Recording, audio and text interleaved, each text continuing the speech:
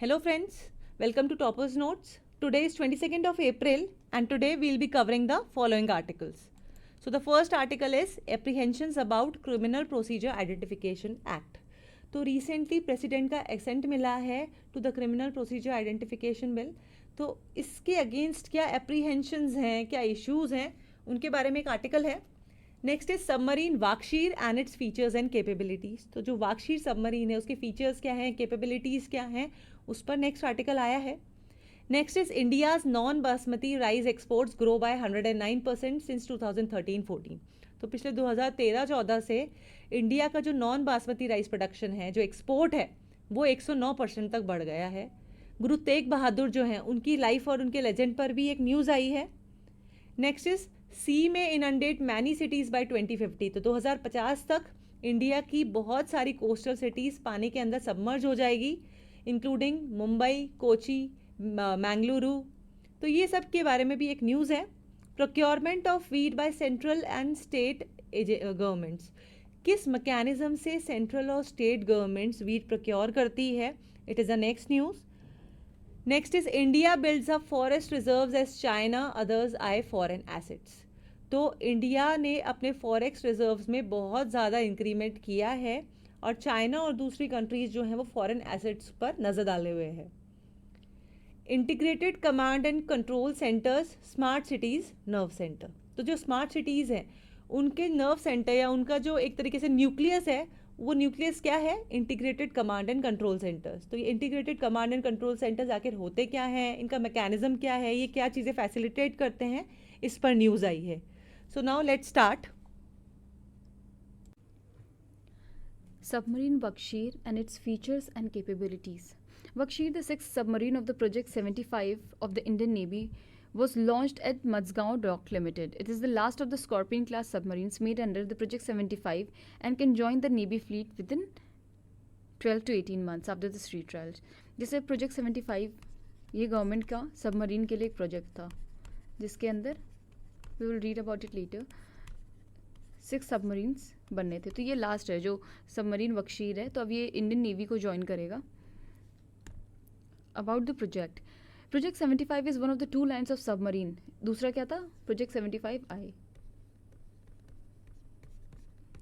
1999 में इसको अप्रूव किया गया था for indigenous submarine construction with technology taken from overseas firms. कि मतलब जिसका कंस्ट्रक्शन वो इंडिजिनस होगा but the technology it can be from other firms abroad. Project 75, approved in 2007, is part of the Indian Navy's 30-year plan for indigenous submarine construction. The contract for 6 submarines under Project 75 was given to Matsgaon Dock in 2005. And ये यहाँ पे Project 75 आई, ये वाला है.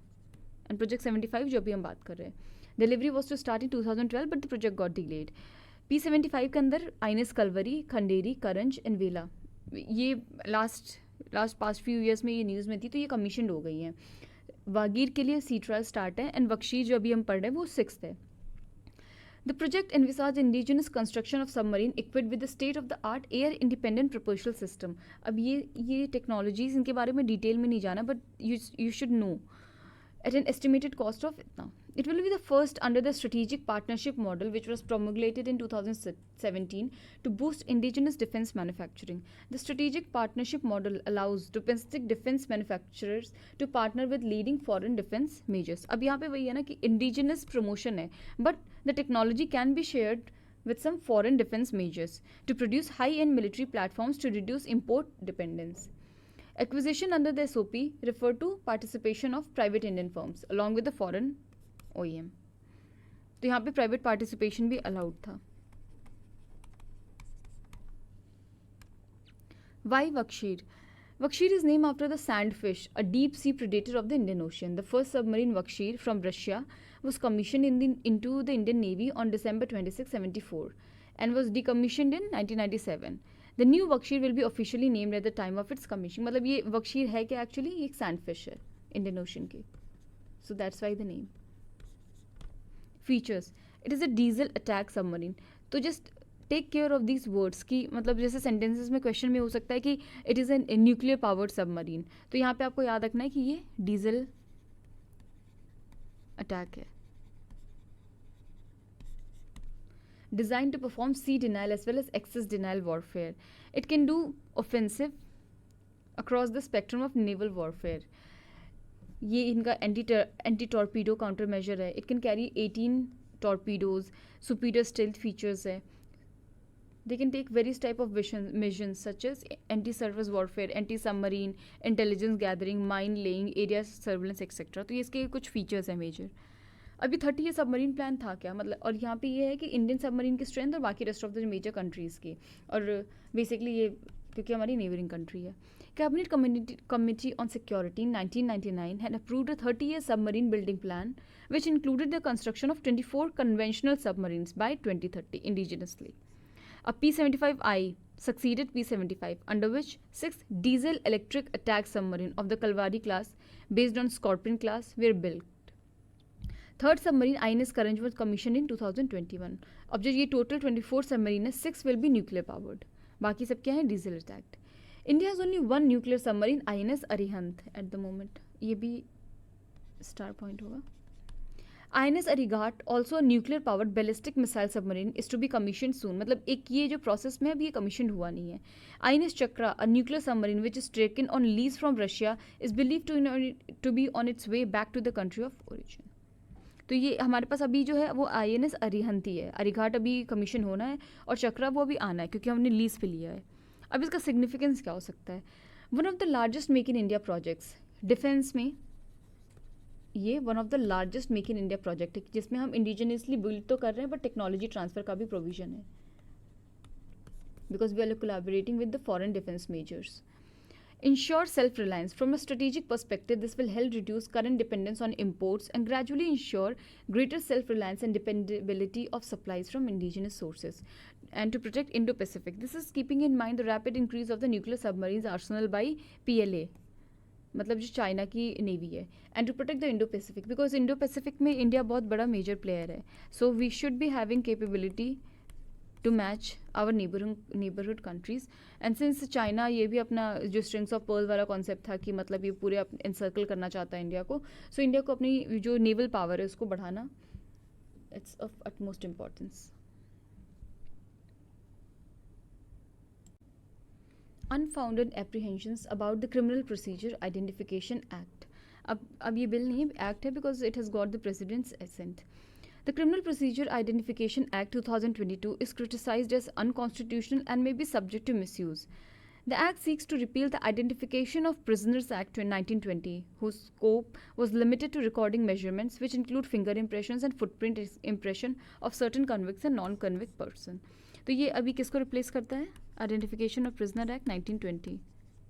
और ये इसको often criticise किया गया है एज अनकॉन्स्टिट्यूशनल और इससे काफ़ी मिसयूज़ होगा.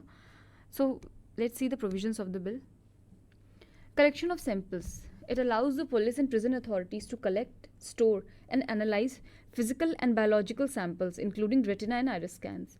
Or resistance and refusal shall be deemed to be an offence under Section 186 of IPC. तो आप मना नहीं कर सकते. एंड जो प्रिवेंटिव डिटेंशन लॉ के अंदर लोग हैं वो इन पे भी अप्लाई होगा.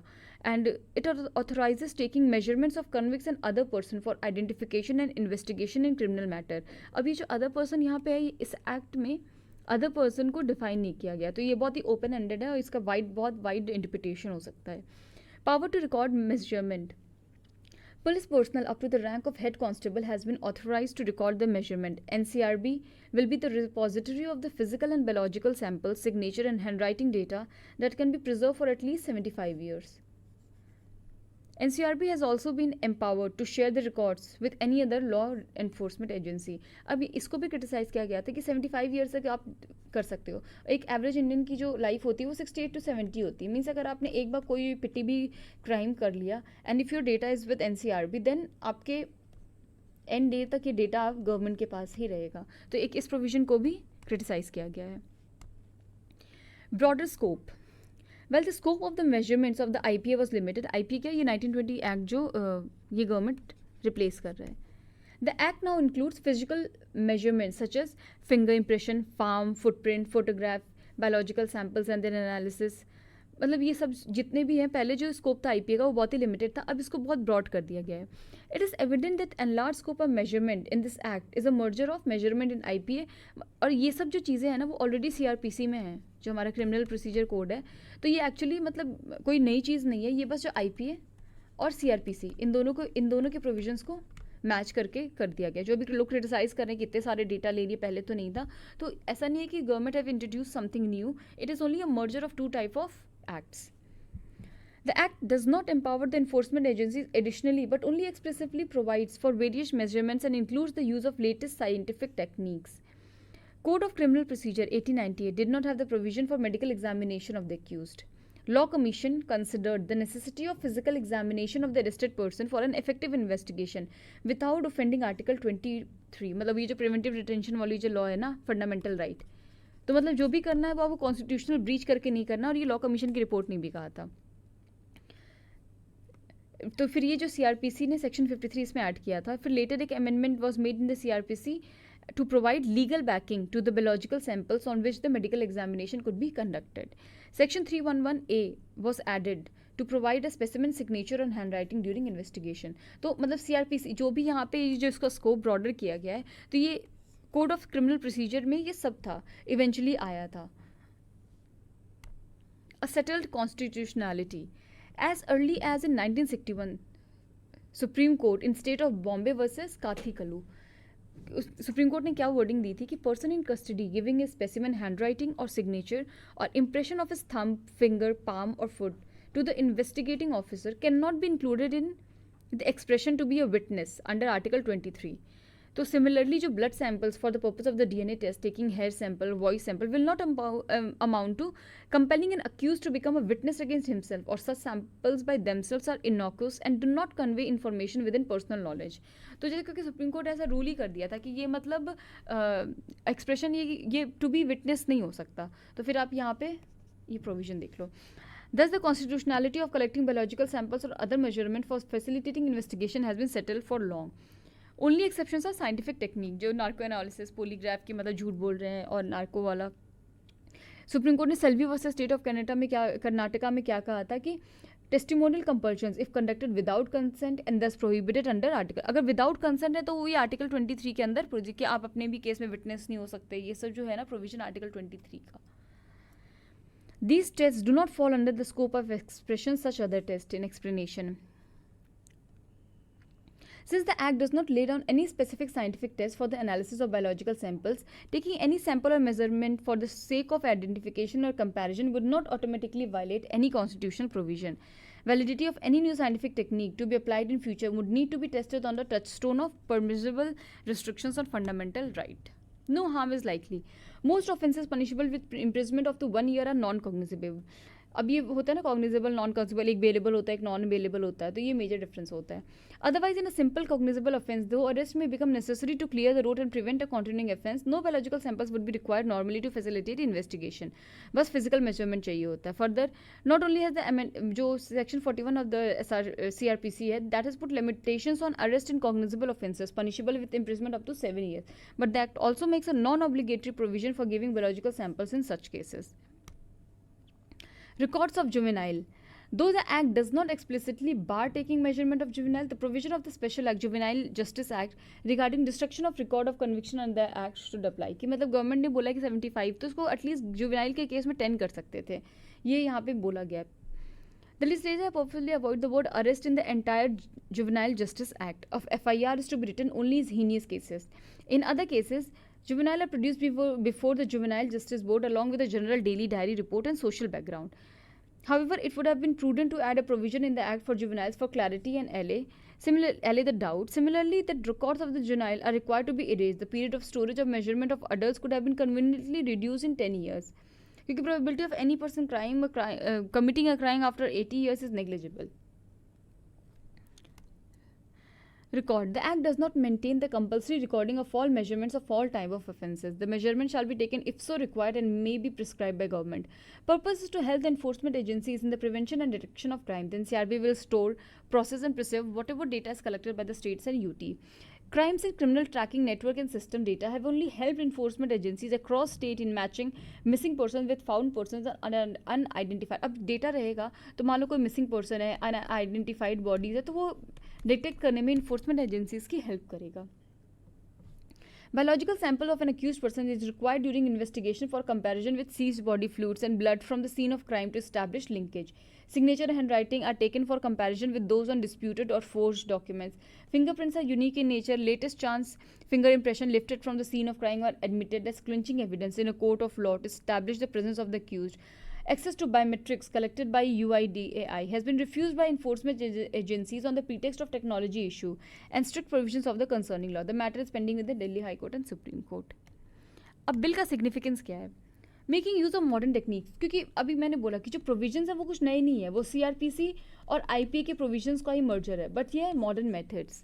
The bill makes provision for the use of modern techniques to capture and record appropriate body measurements. Existing law जो था 1920 वाला, it allowed only fingerprint and footprint impression of a limited category of convicted person.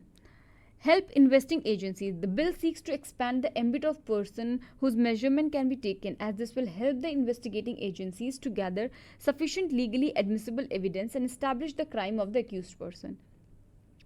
Make the investigation of the crime more efficient. The bill provides legal sanction for taking appropriate body measurements of persons who are required to give such measurement and will make the investigation of crime more efficient and expeditious. तो ये इसके significance है कि एक तो broad scope हो चुका है, मॉडर्न टेक्निक्स एंड इन्वेस्टिगेशन ज़्यादा एफिशिएंट होगी क्योंकि हमारे पास ब्लड सैंपल्स हैं, हमारे पास ब्लड स्पेसिमेंट्स हैं, हमारे पास फिंगरप्रिंट्स हैं, हमारे पास आइरिस स्कैन है, तो इससे काफ़ी चीज़ें इस्टेब्लिश करने में हेल्प होगी. हैंड राइटिंग के सैंपल्स हैं. So the news is regarding India's non-basmati rice exports grow by 109% to 6115 million. Actually, due to COVID pandemic, अभी जो फूड क्रंच चल रहा है अराउंड द वर्ल्ड, उसकी वजह से जो नॉन बासमती राइस है उसके भी एक्सपोर्ट में काफ़ी ज़बरदस्त उछाल देखा गया है. सो ये टॉपिक इम्पॉर्टेंट है GS3 के पॉइंट ऑफ व्यू से. इसमें सब सेक्शंस आएंगे transport and marketing of agricultural produce and issues regarding it. So context ये है, India hold the largest share in rice trade और इंडिया कंटिन्यूसली एक्सपांड कर रहा है in countries like African countries, Asian से तो करता ही था, and also to European Union. So rice export की जो स्टेटिस्टिक्स है वो यहाँ पे देख लेते हैं. सो इंडिया जो है वो 21-22 फाइनेंशियल ईयर में लगभग 150 कंट्री को राइस एक्सपोर्ट कर चुका है इस फाइनेंशियल ईयर में, जो कि पहली बार इतनी कंट्रीज़ को ऑफ़र किया गया है इंडियन राइस. सो इंडिया जो है वो आउट ऑफ 150 कंट्रीज़ जो 76 कंट्रीज़ है वहाँ $1 मिलियन के ऊपर की राइस एक्सपोर्ट हुई है in financial year 21-22. So it indicates the diversification of India's rice exports. Actually India में जो राइस जो प्रोडक्शन है उसमें भी काफ़ी डाइवर्सिफिकेशन है, because it varies from region to region. That's why different varieties, different consumers, different demand, ये all factors एक साथ आके इस चीज़ को काफ़ी प्रमोट कर रहे हैं. जो नॉन बासमती राइस जो रहा है वो टॉप फॉरेक्स अर्नर रहा है. ऑल जितने भी एग्रीकल्चरल कमोडिटीज़ जो प्रोड्यूस होती है इन द कंट्री उसमें ये टॉप पे रहा है इन 21-22.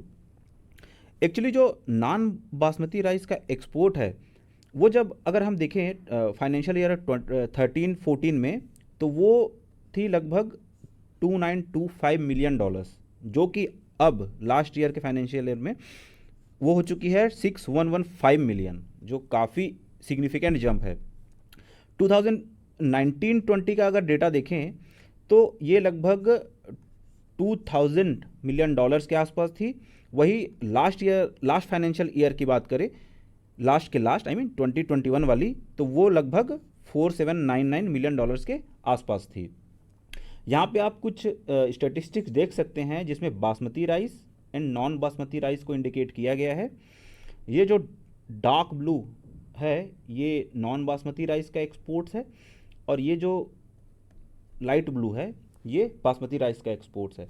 सो आप देख ही सकते हैं कि बासमती राइस जो काफ़ी डोमिनेंट रहा है थ्रू आउट द ईयर, इस बार नॉन बासमती राइस से पीछे छूट गया है। सो एक काफ़ी अच्छी साइन है ये इंडियन फार्मर्स के लिए। Let's continue with the next slide. Export destinations की अगर बात कर लें तो 2021 में इंडिया ने 9 ऐसे कंट्रीज़ को राइस एक्सपोर्ट किया है जो कि इससे पहले कभी राइस की डिमांड नहीं किए थे फ्रॉम इंडिया। इसमें से है टाइमोर लेस्टे। आप लोगों में से बहुतों ने शायद इसका नाम नहीं सुना होगा तो बता दूं, ये जो इंडोनेशिया है उसके पास का एक आइलैंड कंट्री है। प्यूर्टो रिको ये कैरेबियन आइलैंड की एक कंट्री है क्यूबा के पास। Brazil, Papua New Guinea, Zimbabwe, Burundi, Eswatini, Myanmar and Nicaragua. So ये कंट्रीज है जहां इंडिया ने पहली बार राइस को एक्सपोर्ट किया है। जो वेस्ट अफ्रीकन कंट्री है बेनिन, ये one of the major importers है बासमती राइस का फ्रॉम इंडिया। अदर जो ट्रेडिशनल डेस्टिनेशंस रहे हैं भारत के, वो रहे हैं नेपाल, बांग्लादेश, चाइना, सेनेगल, और ये सब सारी कंट्रीज़ है जहाँ पे ट्रेडिशनली इंडिया एक्सपोर्ट करता रहा है राइस। यहाँ पे आप चार्ट पे देख सकते हैं कि टॉप 10 कंट्रीज़ हैं जिनको इंडिया राइस एक्सपोर्ट करता है। उसमें नंबर 1 पे है ईरान। काफ़ी टाइम से ईरान बहुत ही बल्क अमाउंट में राइस इंपोर्ट करता है फ्रॉम इंडिया। उसके बाद सऊदी अरबिया, देन UAE, और ये सारी कंट्रीज़ हैं। Mostly western most of the country है वो वेस्ट एशियन कंट्रीज़ है, या जिसको हम मिडिल ईस्ट के नाम से जानते हैं। सो ये रोबस्ट जो ग्रोथ हुई है इसका कारण क्या था आखिर? सो ये थ्रस्ट मिला है इंडिया के एक इनिशिएटिव के से कि अभी फ़िलहाल जो पोर्ट हैंडलिंग इंफ्रास्ट्रक्चर है उस पर गवर्नमेंट काफ़ी ज़्यादा काम कर रही है। इसके अलावा वैल्यू चेन को डेवलप करना, जिसमें कि स्टेक होल्डर्स और उसके अलावा नए जो अपॉर्चुनिटीज़ है इसको एक्सप्लोर करने की। सो इन सब ने कलेक्टिवली राइस एक्सपोर्ट मार्केट को काफ़ी ज़्यादा हेल्प किया है। उसके अलावा कोलेबोरेशन मिशन हुए हैं फॉरेन कंट्रीज से, कोऑर्डिनेटेड डेवलपमेंट भी हुए लॉजिस्टिक्स के, एंड फोकस किया गया है प्रोडक्शन क्वालिटी प्रोड्यूस के ऊपर, जो कि ऑलरेडी राइस एक्सपोर्ट में हेल्प करती रही है पहले से ही। सो पेंडेमिक के टाइम जब लॉजिस्टिकल चैलेंज काफ़ी हद तक आ रहे थे तो भी इंडिया कंटिन्यू कर रहा था राइस मार्केट को एक्सपैंड करने की। सो ये काफ़ी अच्छा था। और अभी जो क्रंच हुआ है ग्लोबली, पेंडेमिक हो या रशिया यूक्रेन वॉर हो, तो वो भी जो इंडिया की जो राइस मार्केट है उसको काफ़ी ज़्यादा एक्सपोर्ट कम्पिटिटिव बनाती है। Let's move on to the next slide. Rice and other crop production के बारे में अगर बात करें तो जो major rice producing country states हैं वो हैं वेस्ट बंगाल, उत्तर प्रदेश, पंजाब, तमिलनाडु, आंध्र प्रदेश, बिहार, छत्तीसगढ़, उड़ीसा, असम एंड हरियाणा। जो सेकंड एडवांस एस्टिमेट्स हैं 21-22 फाइनेंशियल ईयर के, सो उसमें जो टोटल प्रोडक्शन है राइस का वो एस्टिमेट किया गया है अराउंड 127 मिलियन टन्स। सो ये जो है लगभग 11.5 मिलियन टन से ज़्यादा है अगर लास्ट 5 ईयर के एवरेज प्रोडक्शन को देखें। जो सेकंड एडवांस एस्टिमेट है अदर फूड प्रोडक्ट्स के लिए, आई मीन फूड ग्रेन्स के लिए, वो एस्टिमेट किया जा रहा है 316 मिलियन टन्स, जो कि 5.2 मिलियन टन ज़्यादा है अगर कंपेयर करें अदर फाइनेंशियल ईयर से। सो अगर इस ईयर की ही बात करें 21-22 की, तो 25.35 मिलियन टन ज़्यादा है अगर प्रीवियस 5 ईयर के एवरेज प्रोडक्शन को देखें। सो कंक्लूडिंग स्टेटमेंट क्या है इसमें कि इंडिया हालांकि वर्ल्ड सेकंड लार्जेस्ट प्रोड्यूसर है राइस का चाइना के बाद, लेकिन इस तरह के एक्सपोर्ट एंड अदर चीज़ें सामने आती हैं तो वो एक तरह से मोरल बूस्टर होता है उन फार्मर्स के लिए जो ये चीज़ें प्रोड्यूस करते हैं, और ये बेनिफिट करेंगी यील्ड एंड क्वांटिटी को बढ़ाने में। सो ये सिग्निफिकेंट जो राइस है एग्री एक्सपोर्ट में, ये एक टेस्टिमनी है कि गवर्नमेंट कमिटेड है फार्मर्स के इनकम को इंक्रीज करने के लिए, क्योंकि अगर एक्सपोर्ट बूस्ट होता है तो अल्टीमेटली उसका जो फाइनल बेनिफिशियरी जो होगा वो फार्मर ही होगा। सो प्रीलिम्स पॉइंट ऑफ व्यू से अगर देखें तो क्या इंपॉर्टेंट है, जो राइस एक्सपोर्ट की जो स्टेटिस्टिक्स है उसका एक रफ आइडिया होना चाहिए कि क्या होता है। एक्सपोर्ट डेस्टिनेशंस जो हैं, इससे रिलेटेड क्वेश्चन कभी कभी स्टेटमेंट में आ जाते हैं। रीज़न फॉर रोबस्ट ग्रोथ जो है वो भी इक्के दुक्के स्टेटमेंट में शायद आपको देखने को मिल जाए। And rice and other crop productions जो ये थे, ये इसके बारे में थोड़ा सा आइडिया होना चाहिए। This is it in this news. So this news is regarding Guru Tegh बहादुर। ये 9th सिख गुरु थे और जो कि काफ़ी हद तक स्टैंड किए मुगल्स के सामने। सो इससे रिलेटेड न्यूज़ है, ये इम्पॉर्टेंट है GS1 के पॉइंट ऑफ व्यू से, जिसमें आएगी इंडियन हिस्ट्री एंड कल्चर। सो जो गुरु तेग बहादुर हैं उनकी 401st बर्थ एनिवर्सरी को सेलिब्रेट किया जा रहा है। सो उसके लिए PM मोदी जो हैं वो रेड फोर्ट से एड्रेस करेंगे रिगार्डिंग दिस बर्थ एनिवर्सरी। सो गुरु तेग बहादुर जो थे वो 9th सिख गुरु थे। सो उनकी जो अर्ली लाइफ है ये पहले देख लेते हैं। सो गुरु तेग बहादुर जी जो थे वो अमृतसर में 21 अप्रैल 1621 को जन्म हुआ था इनका। इनकी माँ थी माता नानकी और इनके पिताजी थे गुरु हरगोविंद, जो कि 6th गुरु थे सिखों के। इन्होंने गुरु तेग बहादुर को एक आर्मी के बीच एक वॉरियर सेंट की तरह इनको तैयार किया गया था। सो इनकी जो परवरिश थी वो काफ़ी हद तक इस वे में हुई थी कि वो एक वॉरियर के तौर पे जाने गए आगे जाके। सो जो तेग बहादुर हैं उनको कहा गया Tyagmal because of his aesthetic nature. इनकी जो most of the early childhood है वो अमृतसर में ही बीती है, जो उनके अंकल थे भाई गुरुदास के अंडर। उन्होंने गुरुमुखी, हिंदी, संस्कृत और इंडियन रिलीजियस फिलोसॉफी से रिलेटेड चीज़ें काफ़ी सीखी है भाई गुरुदास के अंडर रह के। फिर जो बाबा बुद्धा थे उन्होंने इनको ट्रेन किया शॉर्टमैनशिप, आर्चरी और हॉर्स राइडिंग में। सो ये काफ़ी अच्छे वॉरियर भी थे। सो 13 इयर्स की उम्र में ही उन्होंने खुद को मुग़ल के बैटल के बीच में पाया। आई मीन ये ऐसे रेज हुए हैं जो इनकी ब्रेवरी और शॉर्टमैनशिप के लिए जानी जाती है। सो सिख गुरु बनने से पहले वो कितने अच्छे वॉरियर थे और कितनी अच्छी फाइट उन्होंने की है, ये काफ़ी हद तक रिमार्केबल है। एंड उनकी जो ये ब्रेवरी थी मुगल्स के सामने, उन्होंने ही इनको ये नाम दिया तेग बहादुर का। उनकी जो शादी हुई थी वो माता गुरजी से हुई थी, गुजरी से, करतारपुर में 1632 में। सो गुरु तेग बहादुर एक वॉरियर से आखिर 9th सिख गुरु कैसे बने उसके बारे में थोड़ा सा देख लेते हैं। जो 4th सिख गुरु थे गुरु रामदास, उनके बाद जो गुरुशिप थी वो हेरिडिटरी हो गई, यानी कि गुरु के बेटे जो होंगे उनको नॉमिनेट किया जाएगा नेक्स्ट गुरु, इस तरह से। सो गुरु तेग बहादुर के जो बड़े भाई थे गुरुदित्ता, वो जब यंग एज में ही जब उनकी मृत्यु हो जाती है तो ये जो गुरुशिप है वो उनके 14 ईयर ओल्ड सन गुरु हर राय को चला जाता है 1644 में। वो काफ़ी टाइम तक गुरु रहे और 31 की एज में, लेकिन उनकी मृत्यु हो गई 1661 में। सो गुरु हर राय ने उनको सक्सीड किया।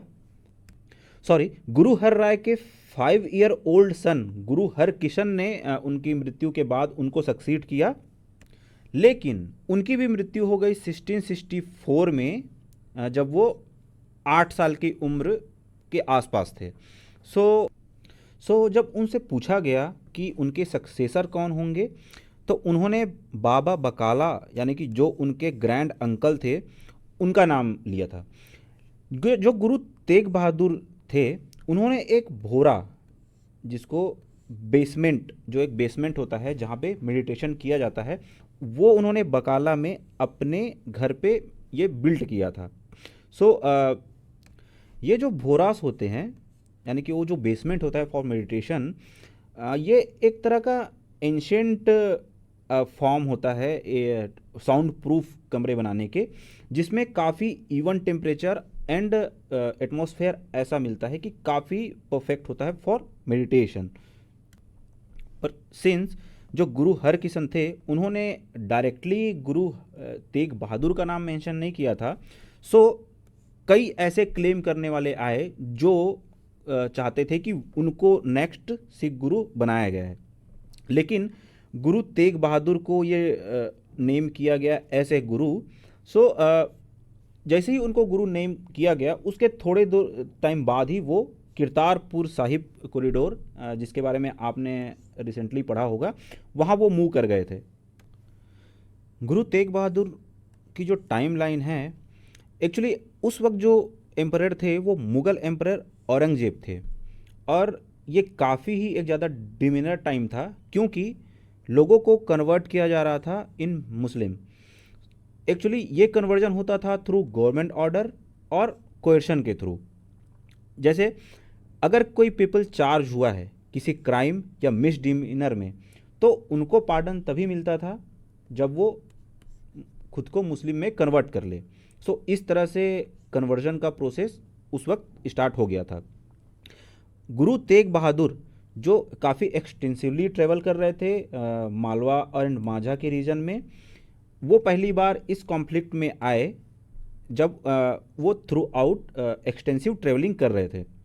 सो उन्होंने ये जो पीर और फ़कीर्स के जो ग्रेव होते हैं वहाँ पे वर्शिपिंग के ऊपर क्वेश्चन किया कि आखिर ये किस तरह की वर्शिपिंग है आपकी। उन्होंने इस प्रैक्टिस के अगेंस्ट बात करनी शुरू की कि एक फॉलोअर को फियरलेस एंड विदाउट एनवी होना चाहिए। इनके जो सरमन्स होते थे, जितने भी इनके स्पीचेस होती थी, वो सदूखरी और ब्रज लैंग्वेज में होती थी, और जो मेटाफोर या जिस पर्टिकुलर आइडियल्स की वो बात करते थे उनमें पांचाली एंड गणिका जैसे कैरेक्टर्स शामिल होते थे। सो मुगल्स के साथ भी इनके काफ़ी डिसएग्रीमेंट्स रहे हैं कई चीज़ों को लेके।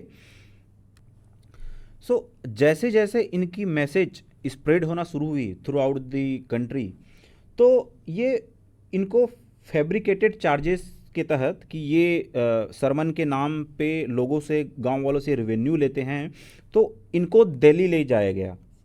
लेकिन उस वक्त जो राजा राम सिंह थे आमेर के, उनकी वो खुद और उनकी फैमिली काफ़ी लंबे समय से गुरु के फॉलोअर रहे हैं। सो उन्होंने इंटरवीन किया। उन्होंने खुद उनको अपने महल में रखा, और जब तक उन्होंने औरंगजेब को कन्विंस नहीं कर दिया कि ये एक हॉली मैन है, ये इस तरह की चीज़ें नहीं करते हैं, इस तरह के जो चार्जेस लगाए गए हैं इन पे ये झूठे हैं, जब तक उन्होंने साबित नहीं कर दिया तब तक वो उनके साथ उनके महल में ही रहे। जो राजा जय सिंह थे आमेर के, उन्होंने धर्मशाला की एक साइट डोनेट की, एक लैंड डोनेट की, जो गुरु के लिए रेस्टिंग प्लेस के रूप में बाद में उसे डेवलप किया गया। जो प्रेजेंट की बंगला साहिब गुरुद्वारा है वो इसी साइट पे बनाई गई है। इनकी ट्रेवलिंग काफ़ी ज़्यादा एक्सटेंसिव रही है। इनका हेडक्वार्टर जो था वो आनंदपुर साहिब था, जो कि इन्होंने 1665 में इस्टेब्लिश किया था। इन्होंने जो 4 ईयर्स थे वो ट्रैवलिंग में बिताए हैं, जो कि ढाका, जो प्रेजेंट डे बांग्लादेश में है, वहाँ से लेके उड़ीसा में पुरी तक है। इन्होंने मथुरा, आगरा, बनारस, इलाहाबाद और पटना जैसे जगह को भी विज़िट किया है। इन्होंने अपनी वाइफ, अपने ब्रदर को छोड़ दिया अपने लोकल डिवोटीज़ के भरोसे जब वो ट्रैवलिंग कर रहे थे।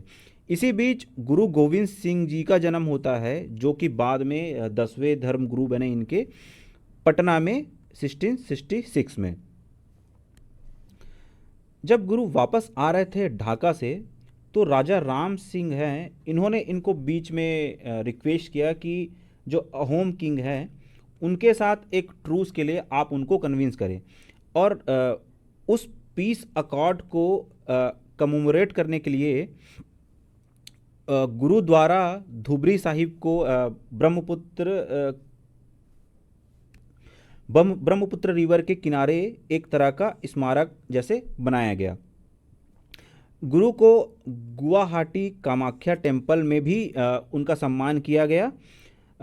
कुछ हिस्टोरियंस ये भी बताते हैं कि गुरु को पंजाब आने की काफ़ी जल्दी थी, क्योंकि मुगल्स की जो एट्रोसिटीज़ थी उस एरिया में वो काफ़ी बढ़ती जा रही थी। सो गुरु आखिर कब तक जीवित रहे और आखिर उनकी मृत्यु कैसे हुई, इसके बारे में भी हिस्टोरियंस ने काफ़ी हद तक लिखा है। सो जब फोर्स्ड कन्वर्शन वाली जो प्रैक्टिस चल रही थी फ्रॉम मुग़ल एम्परर औरंगजेब, तो गुरु तेग बहादुर ने इसका काफ़ी हद तक इसको विरोध किया। सो ये औरंगजेब को काफ़ी ओपन चैलेंज, उनकी अथॉरिटी को एज ए ओपन चैलेंज उन्होंने इसे लिया। सो गुरु को उन्होंने अरेस्ट कर लिया दिल्ली में, और फिर उनके एग्जीक्यूशन ऑर्डर दे दिए गए और उनको फाइनली 1675 में उनको एग्जीक्यूट कर दिया गया। क्यों? Only because he declined to embrace Islam. वो इस्लाम में कन्वर्ट होने के लिए तैयार नहीं थे, सिर्फ इस चार्जेस से उनको एग्जीक्यूट कर दिया गया। ये कहा जाता है कि उनको टॉर्चर किया गया और उनका गला काट दिया गया चांदनी चौक में। उनके अलावा उनके 3 कंपेनियन और थे जिनको साथ में ही एग्जीक्यूट किया गया। 1784 में गुरुद्वारा शीशगंज को बिल्ड किया गया, जहाँ पे उनको एग्जीक्यूट किया गया था उस पर्टिकुलर साइट पे as a memorial. So this is all regarding Guru Tegh Bahadur. Exam point of view से अगर कहें तो डायरेक्ट क्वेश्चन तो इसमें नहीं आते हैं, पर फॉर द मेंस और फॉर द आंसर्स उसमें एग्जांपल देने के लिए आप इस पर्टिकुलर स्टोरी से वेल अवेयर रहना चाहेंगे। So please note down some key points जो आपको इसमें इम्पोर्टेंट लगते हैं रिगार्डिंग इट। सो एक ब्रीफ आइडिया होना चाहिए कि what was about Guru Tegh Bahadur. So this is it in this news. Sea may inundate many cities by 2050। तो बेसिकली ये न्यूज़ में क्या है कि RMSI जो कि Noida based IT consulting firm है, उसने IPCC रिपोर्ट्स जो आई हैं उनको असेसमेंट करके कहा है कि 2050 तक इंडिया की मेजर 4 सिटीज़ मुंबई, चेन्नई, विजाग और मैंगलुरु के अलावा कोची और तिरुवनंतपुरम के जो मेजर पॉपुलेशन है, मेजर प्रॉपर्टी है और मेजर इंफ्रास्ट्रक्चर जो है वो पानी के अंदर सबमर्ज हो जाएगा। ऑल राइट, तो सी लेवल राइज के रैपिड इंक्रीज की वजह, सी लेवल में रैपिड राइज की वजह से ये फाइंडिंग्स देखी गई है। अब राइजिंग सी लेवल्स, तो बेसिकली आईपीसीसी की जो 6th असेसमेंट रिपोर्ट आई है, जो लेटेस्ट रिपोर्ट अभी है, तो उसमें बहुत सारी फाइंडिंग्स आई है, उनके बारे में डिस्कस कर लेते हैं पहले। कि जो अब तक के 2 मिलियन ईयर्स मतलब 20 लाख ईयर्स में अभी तक CO2 कॉन्सेंट्रेशन बहुत सबसे ज़्यादा है। ऑब्वियसली इंडस्ट्रियलाइजेशन ज़्यादा है, फॉसिल फ्यूल बेस्ड इंडस्ट्रीज़ बहुत ज़्यादा हैं, तो उसकी वजह से कार्बन डाइऑक्साइड एमिशंस ऑलरेडी बढ़े ही हैं। उसके अलावा व्हीकुलर एमिशंस में भी कार्बन डाइऑक्साइड रिलीज होता है एज अ बाई प्रोडक्ट। तो ये बहुत सारे इश्यूज हैं जिनकी वजह से CO2 कॉन्सेंट्रेशन अभी तक के मैक्सिमम लेवल पे है। Sea level rise has the fastest rates in at least 3000 years. पिछले 3000 सालों में अभी तक सी लेवल राइज का जो स्पीड है वो मैक्सिमम है। आर्कटिक सी आइस एरिया, जो आर्कटिक सी वाला जो एरिया है जो है, वहाँ पे हमेशा पानी मतलब बर्फ़ रहती है, तो वहाँ पे जो सी आइस वाला एरिया है वो भी गर्मी की वजह से बहुत ज़्यादा डिक्रीज़ हुआ है। उसके अलावा ग्लेशियल रिट्रीट कि ग्लोबल वार्मिंग की वजह से ग्लेशियर्स जो हैं वो पीछे हट रहे हैं because there snow is melting. Moving on to the next slide कि sea level rise in the north Indian ocean occurred at a rate of 1.06 to 1.75 mm per year from 1874 to 2004। कि जो नॉर्थ इंडियन ओशन में सी level rise है वो 1.06 to 1.75 mm per year तक increase हुआ है। Alright, अब RMSI क्या है? It is a global leader in geospatial and engineering solutions. तो बेसिकली इंजीनियरिंग सॉल्यूशंस के लिए एक फर्म है, और ये जो क्लाइमेट चेंज है, नेचुरल कैलामिटीज़ हैं, ह्यूमन हैबिटेशन है, उसके अलावा food security, autonomous transportation, smart utilities networks, इन सब के इश्यूज़ को एड्रेस करने के लिए ये सोल्यूशंस प्रोवाइड करता है। Alright, moving on to the next slide कि RMSI बेसिकली मैकेनिज्म क्या यूज़ करता है। तो RMSI का जो मैकेनिज्म है that is coastal flood modelling capabilities. तो इसके अकॉर्डिंग क्या करता है कि जो सी लेवल राइज की वजह से कौन कौन सी सिटीज़ फ्यूचर में इनंडेट हो जाएगी या सबमर्ज हो जाएगी, उन सब चीज़ों को स्टडी करता है और उनके अकॉर्डिंग अपने एस्टिमेशंस निकालता है। Based on the inundation, it conducted an analysis to identify the number of buildings and key infrastructure that could be potentially submerged in each of these cities. तो inundation के base पर उसने एक analysis conduct किया है कि कौन सी buildings और इंफ्रास्ट्रक्चर है जो कि इन सिटीज़ में पहले सबमर्ज होगा, which is more prone to submergence. Moving on to the next slide, sea level rise. Sea level rise होता क्या है? It is the increase in the level of world's oceans due to effects of climate change, especially global warming. तो basically global warming की वजह से जो ice caps melt हो रही है, ग्लेशियर्स रिट्रीट कर रहे हैं, तो उनका जो पानी है या जो आइस का जो पानी है मेल्ट होके सी में जा रहा है, जिसकी वजह से सी का जो लेवल है वो इंक्रीज हो रहा है। तो that is known as SLR और सी लेवल राइज। 3 फैक्टर्स होते हैं जो कि सी लेवल राइज को इन्फ्लुएंस करते हैं। फर्स्ट इज थर्मल एक्सपेंशन, कि जब पानी गर्म होता है तो वो अब उसकी वॉल्यूम बढ़ती है या वो एक्सपैंड होता है। तो पिछले 25 सालों में अभी तक आधे से ज़्यादा सी लेवल राइज जो है वो warmer oceans, because of global warming oceans warm हो रहे हैं, जिसकी वजह से वहाँ का पानी जो है वो एक्सपैंड हो रहा है और इसकी वजह से सी लेवल राइज हो रहा है। ऑलराइट, मेल्टिंग ग्लेशियर्स, तो ज़्यादा टेम्परेचर होने की वजह से ग्लेशियर्स भी मेल्ट कर रहे हैं, जिनकी वजह से उनका जो डिस्चार्ज है वो बेसिकली कहाँ जा रहा है? In these water bodies only. Alright, और ये बहुत ज़्यादा डिस्चार्ज अगर होता है, वाटर का जो बहुत ज़्यादा ओवरफ्लो होता है टुवर्ड्स द ओशंस, तो इसकी वजह से इवेपोरेशन और रन ऑफ, ओशन में जो इवेपोरेशन हो रहा है और जो वाटर रन ऑफ हो रहा है, इन दोनों में एक इम्बैलेंस क्रिएट होता है और उसकी वजह से सी लेवल राइज होता है।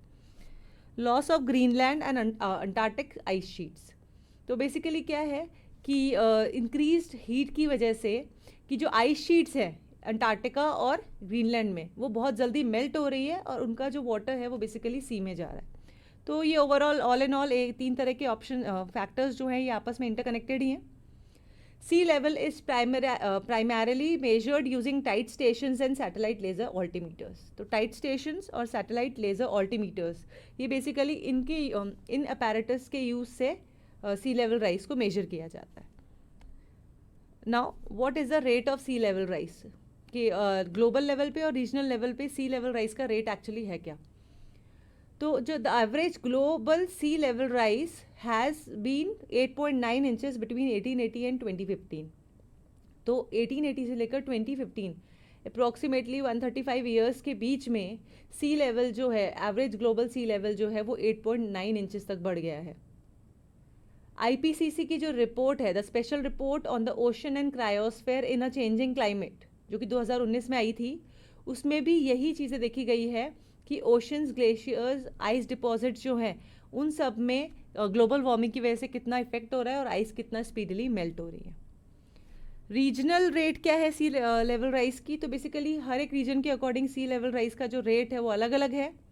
रीजनल सी लेवल रेट जो है वो basically global sea level rate से कई जगह पर हायर है, कई जगह पर लोअर है, क्योंकि कई जगह पे दूसरे फैक्टर्स जो हैं, climatic factors like subsidence, upstream flood control, erosion, regional ocean currents, उसके अलावा लैंड हाइट जो है, आइस एज ग्लेशियर्स का जो वेट है, ये सब फैक्टर्स के अकॉर्डिंग ये जो रीजनल सी लेवल रेट है, सी लेवल राइज रेट जो है ये कम या ज़्यादा है। अब what are the consequences of SLR? तो first is coastal flooding. World की 10 लार्जेस्ट सिटीज़ में से 8 जो हैं वो कोस्ट के पास में हैं और they are more prone to coastal flooding because of it. Destruction of coastal biodiversity, तो सी लेवल राइज की वजह से डिस्ट्रक्टिव इरोजन हो सकता है, वेटलैंड्स में फ्लडिंग हो सकती है, एक्विफायर और एग्रीकल्चरल सॉइल कंटामिनेशन हो सकता है बिकॉज ऑफ सॉल्ट की जो सी वाटर है वो बेसिकली सॉल्ट इनरिच्ड होता है, तो उसकी वजह से एक्विफायर और एग्रीकल्चरल सॉइल जो है वो सॉल्ट से कंटामिनेट हो सकती है। और उसके अलावा जो वहाँ की बायोडाइवर्सिटी है उनका हैबिटेट लॉस भी हो सकता है। Next is dangerous storm surges. Higher sea levels are coinciding with more dangerous hurricanes and typhoons leading to the loss of life and property. तो ज़्यादा सी लेवल्स होते हैं उसकी वजह से ज़्यादा हरिकेन्स और टाइफून्स, सिंपल लैंग्वेज में बेसिकली साइक्लोन्स के चांसेस बहुत ज़्यादा होते हैं, और उसकी वजह से लाइफ और प्रॉपर्टी है उसका नुकसान होने के चांसेस भी बढ़ जाते हैं। The next consequence is lateral and inland migration. तो लो लाइंग जो कोस्टल एरियाज़ होते हैं वहाँ का पर अगर फ्लड आएगा तो वहाँ पर जो रहने वाली लोकल कम्युनिटीज़ है they will be forced to move towards the inland areas, और उसकी वजह से क्या होगा कि एक रेफ्यूजी क्राइसिस के चांसेस बढ़ जाते हैं। इम्पैक्ट ऑन इंफ्रास्ट्रक्चर कि हायर कोस्टल वाटर लेवल्स की वजह से बेसिक सर्विसेज जो है जैसे इंटरनेट एक्सेस है या बाकी जो दूसरी बेसिक सर्विसेज है वो भी इम्पैक्ट होती है, वो भी थ्रेटन होती है। Next is threat to inland life. अगर सी लेवल्स बढ़ेंगे तो उससे ग्राउंड वाटर और सॉइल जो है आसपास की जो सराउंडिंग एरियाज़ की वो कंटामिनेट होगी, और उसकी वजह से क्या होगा कि जो इनलैंड लाइफ है वो उसको बहुत ज़्यादा थ्रेटनिंग सिचुएशन फेस करनी पड़ेगी। Next is tourism and military preparedness. Tourism to coastal areas and military preparedness will also be negatively affected. Obviously अगर वहाँ जो मेजर सिटीज़ हैं, जो मेजर कोस्टल सिटीज़ है they are dependent on tourism also, तो अगर वहाँ पर वो सिटीज़ सबमर्ज हो जाती है तो टूरिज्म ऑब्वियसली इफेक्ट होगा। Next is what are the steps taken to tackle SLR। तो फर्स्ट इज रीलोकेशन कि जो सिटीज़ बहुत ज़्यादा प्रोन है टूवर्ड्स सी लेवल राइज वहाँ की कोस्टल कम्युनिटीज़ को रीलोकेट कर दिया जाए टूवर्ड्स सेफर लोकेशंस। जैसे कि किरिबाती आइलैंड जो है उसने अपनी पॉपुलेशन को फिजी पर शिफ्ट करने का प्लान किया है, and the capital of Indonesia will be relocated from Jakarta to Borneo in the coming future. तो ये सब रिलोकेशन भी बहुत ज़रूरी है। Next is building sea wall. तो इंडोनेशिया गवर्नमेंट ने एक कोस्टल डेवलपमेंट प्रोजेक्ट लॉन्च किया है, that is giant sea wall और जाइंट गरुड़ा। ठीक है, तो बेसिकली क्या है कि वो सी के चारों तरफ एम्बैंकमेंट्स बना देंगे ताकि जो सी लेवल राइज हो उसकी वजह से फ्लड्स आने पर जो सिटी है वो बची रहे। Next is building enclosures. Researchers have proposed North European Enclosure Dam enclosing all of the North Sea to protect 15 North European countries from rising sea. The Persian Gulf, the Mediterranean Sea, the Baltic Sea, the Irish Sea and the Red Sea were also identified as areas that could benefit from similar mega enclosures. तो basically क्या हो रहा है कि जो north European countries है, major 15 जो north European countries हैं उन सब ने मिलकर एक प्लान प्रपोज किया है, that is north European enclosure dam. तो वो डैम में क्या होगा कि जो राइजिंग सी लेवल्स की वजह से वाटर स्टोर होगा, तो उसके अलावा एक प्रोटेक्शन रहेगा सिटीज़ का सबमर्जेंस से, उसके अलावा इलेक्ट्रिसिटी प्रोडक्शन में भी ये हेल्प कर सकता है। Architecture to steer flow of water. जो रॉटरडैम है बेसिकली वहाँ पर क्या है, barriers, drainage, innovative architectural features जो हैं वाटर स्क्वायर जैसे, ये सब फीचर्स को लॉन्च किया गया है कि जो फ्लो वाटर अगर सिटीज़ में आ भी जाता है तो उस वाटर को कैसे रिमूव कर दिया जा सकता है efficiently. Next is what is the vulnerability of India towards sea level rise. Communities along the coast in India are vulnerable to sea level rise and storms which will be more intense and frequent. तो जो coastal communities हैं वो ज़्यादा vulnerable है towards sea level rise and cyclonic storms, और ये क्या हो रहा है, टाइम के साथ में धीरे धीरे बढ़ते ही जा रहे हैं। They will also be accompanied by storm surges, heavy rain and flooding.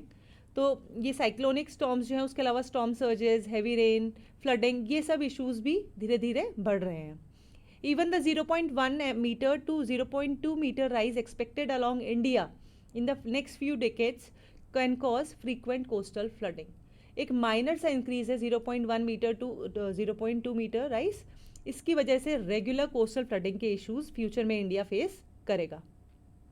Alright, the uncertainty regarding a meter और more of sea level rise before 2100 is related to a lack of knowledge and inability to run models with accuracy needed. तो basically जो speculation लग रहा है कि 2100 तक क्या सी level rise रहेगा, कितना रहेगा, तो ये सब चीज़ें हैं, इनमें एक इनएक्यूरेसीज जो हैं, अनसर्टेनिटी है, वो बेसिकली क्या है, it is the lack of knowledge. Low confidence does not mean higher sea level rise findings are not to be trusted. कि ये सिर्फ एक स्पेक्यूलेटेड मॉडल्स होते हैं जो कि रिसर्च फर्म्स जो होती है वो प्रोड्यूस करती है. तो अगर इनमें कोई प्रॉपर एक्यूरेसी नहीं होती है, इट डजंट मीन कि हायर सी लेवल राइज का जो फाइंडिंग्स आई हैं वो ट्रस्ट नहीं कर सकते या वो एक्यूरेट नहीं है. In this case, the low confidence is from unknowns, poor data, and difficulty representing these processes well in models. Ignoring the unknowns can prove to be dangerous. Basically क्या है कि poor data और जो processes जो हैं, mechanisms हैं, उनको proper represent ना होने की वजह से लोगों को uncertainties रहती है. According to United Nations Environment Program Emissions Report, the world is heading for a temperature rise above 3 degrees Celsius this century. तो जो यूनाइटेड नेशंस एनवायरनमेंट प्रोग्राम है, यूएनईपी जो है, उसकी एमिशंस गैप रिपोर्ट के अकॉर्डिंग दुनिया में इस सेंचुरी में 3 डिग्री राइज टेम्परेचर होगा, जो कि पेरिस क्लाइमेट चेंज जो अपना अग्रीमेंट है 1.5 डिग्री सेल्सियस का, जो उसका एस्पिरेशन है, उसका डबल है. तो अगर इतना टेम्परेचर राइज होता है तो डेफिनेटली आइस कैप्स मेल्ट होंगी, वाटर लेवल राइज होगा इन द सीज. सो ये सब चीज़ें बहुत ज़्यादा कंसीडर करने की ज़रूरत है. Now, what are the Indian efforts to control the rise in sea water levels? तो first is coastal regulation zones.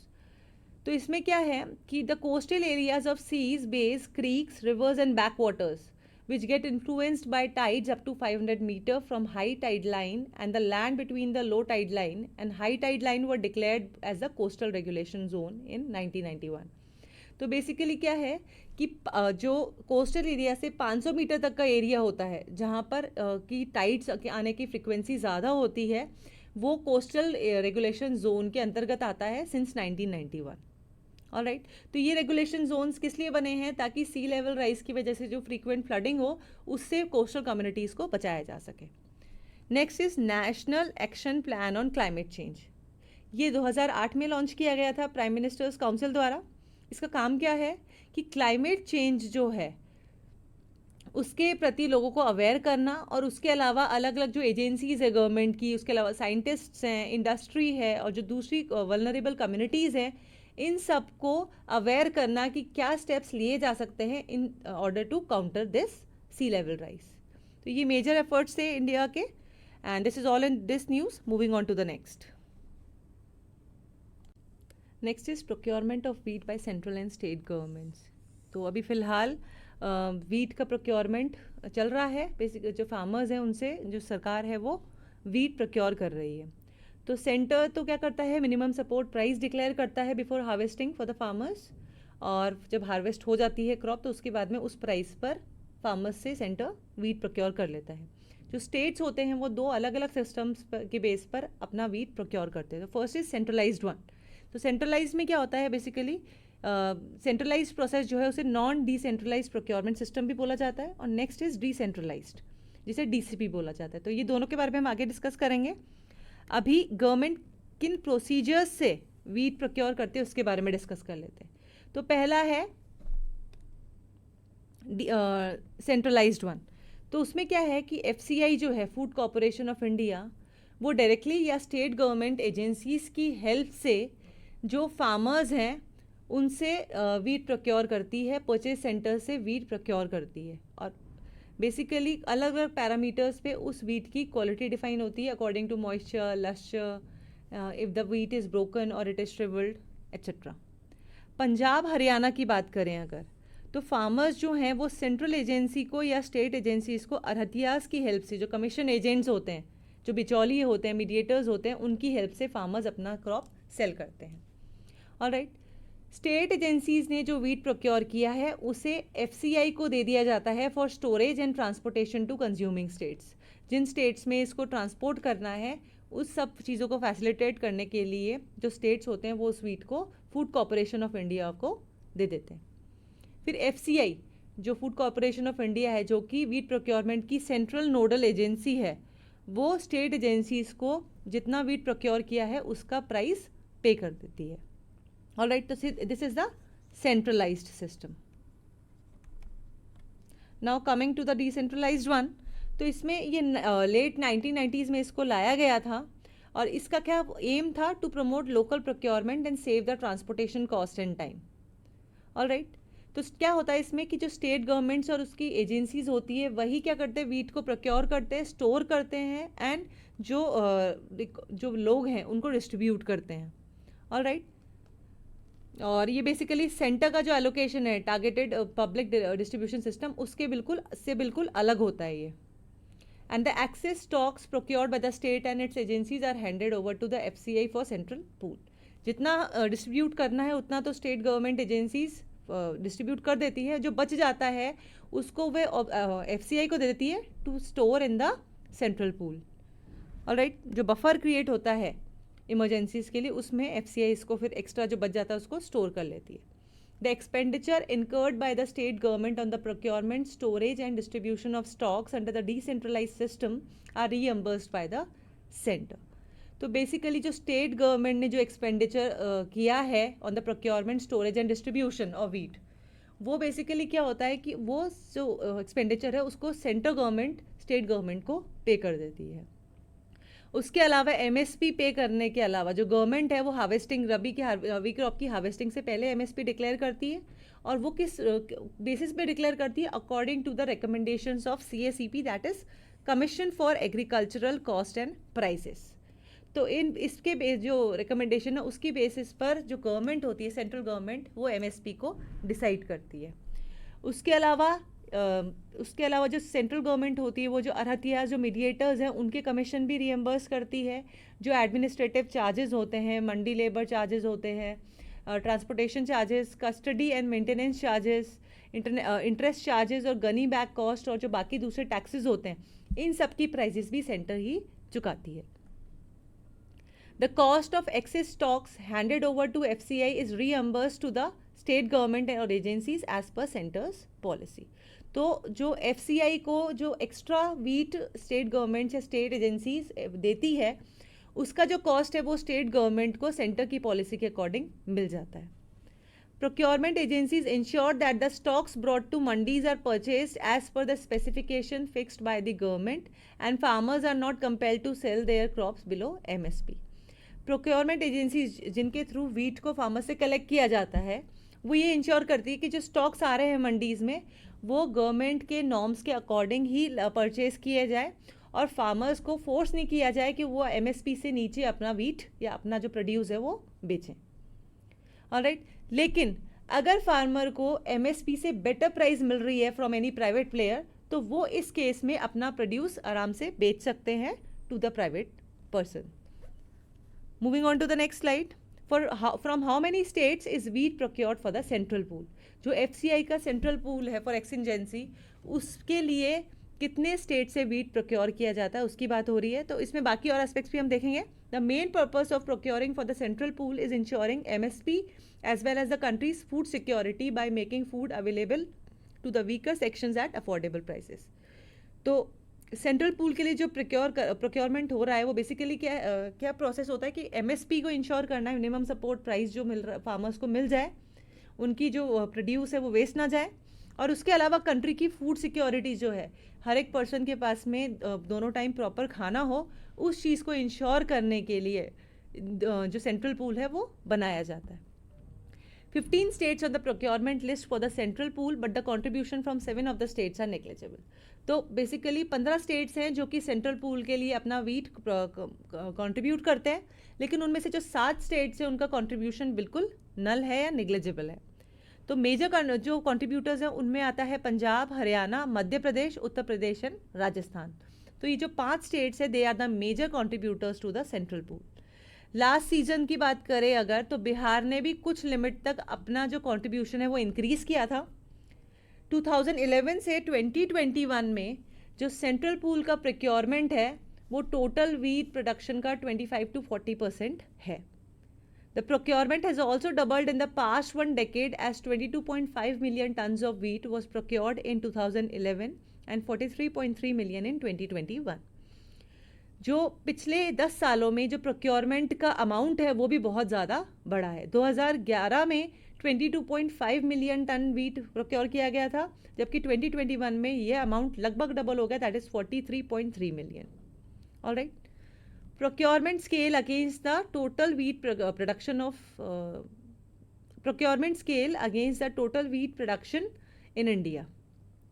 तो 2011 में इंडिया में जो टोटल वीट प्रोडक्शन था दैट वाज 88 मिलियन टन्स, जबकि प्रेजेंटली 2021 में ये रहा 109 मिलियन टन्स।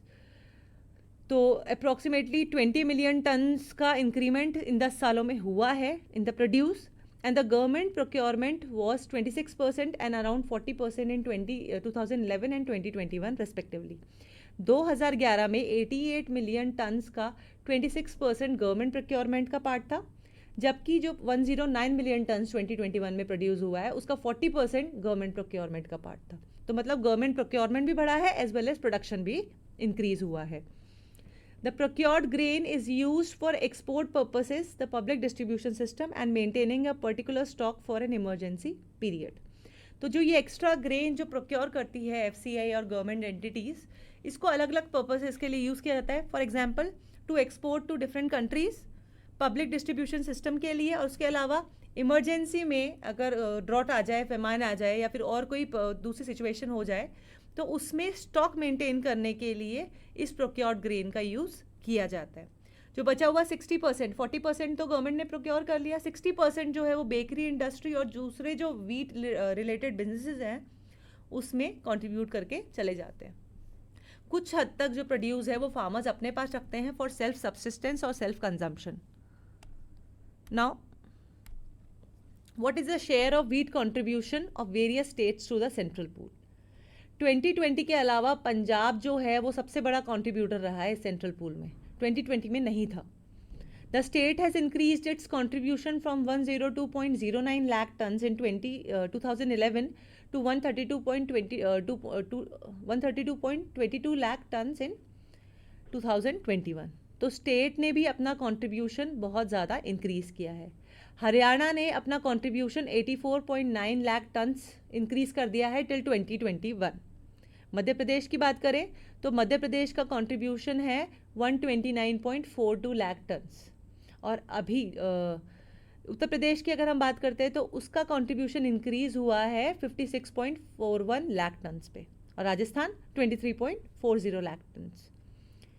ये हो गया वीट प्रोक्योरमेंट की बात। अब आते हैं फूड कॉरपोरेशन ऑफ इंडिया पे कि फूड कॉरपोरेशन ऑफ इंडिया आखिर है क्या।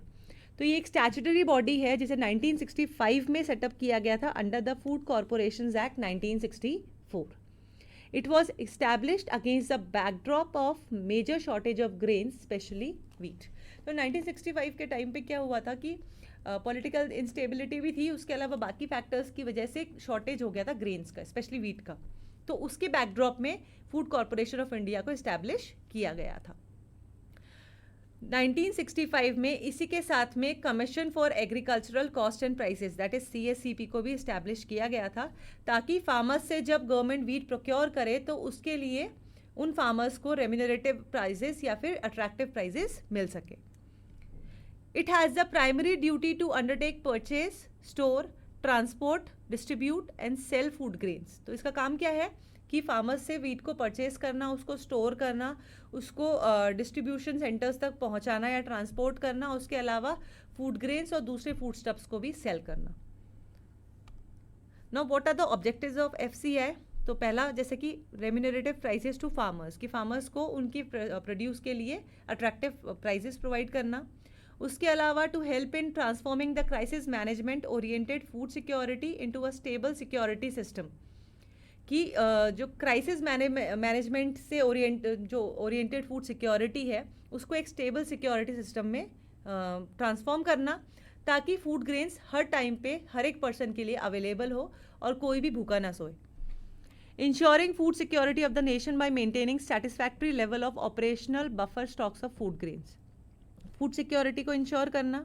Distribution of food grains through out the country for public distribution system, public distribution system के लिए फूड ग्रेन्स का through out the country distribution. And effective price support operations for safeguarding the interest of farmers, कि जो price support, जो minimum price दे रहे, MSP दे रहे हैं, minimum support price, वो ऑपरेशंस बिल्कुल इफेक्टिव रहे, उनकी इफेक्टिवनेस को इंश्योर करना ताकि फार्मर्स को किसी तरीके का लॉस ना हो. Now next is CACP, that is commission for agricultural costs and prices. तो ये क्या है कि ये एक एक्सपर्ट बॉडी है जो कि गवर्नमेंट को जो MSP डिक्लेयर करनी है फॉर द फार्मर्स, उसको उस पर ये रिकमेंडेशंस देती है according to the trends in domestic and international prices. ये एक पैनल है मिनिस्ट्री ऑफ एग्रीकल्चर के अंदर. ये 22 खरीफ और रबी क्रॉप्स के लिए रिकमेंडेशंस देता है. उसके अलावा शुगर केन के लिए fair and remunerative prices, FRP, fair and remunerative prices, ये शुगर केन के लिए ये डिसाइड करता है CACP. 1965 जनवरी में ही इसको इस्टेब्लिश किया गया था and its suggestions are not binding on the government. ये सिर्फ रिकमेंडेशंस देता है और these recommendations are not binding on the government. This is all in this news. हमने FCI के बारे में पढ़ा, CACP के बारे में पढ़ा, व्हीट प्रोक्योरमेंट होता कैसे है, सेंट्रलाइज्ड एंड डिसेंट्रलाइज सिस्टम है क्या, ये सब इस न्यूज़ में हमने पढ़ा.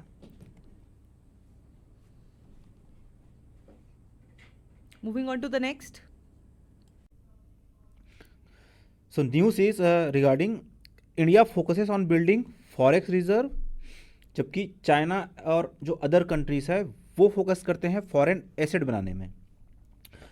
इसका सीधा सा मतलब ये है कि इंडिया फॉरेक्स रिजर्व को कलेक्ट या स्टोर करने में और या फिर जितना ज़्यादा फॉरेक्स रिजर्व शो हो सके उस पर फोकस करती है, rather than investing to the other countries कि वो फॉरेन में अपने एसेट्स बना सकें. सो ये क्यों है, क्या है, इसके बारे में हम देखेंगे आगे. फिलहाल ये इंपॉर्टेंट है GS3 के पॉइंट ऑफ व्यू से. सब सेक्शन है इसमें Indian economy and issues related to mobilisation of resources.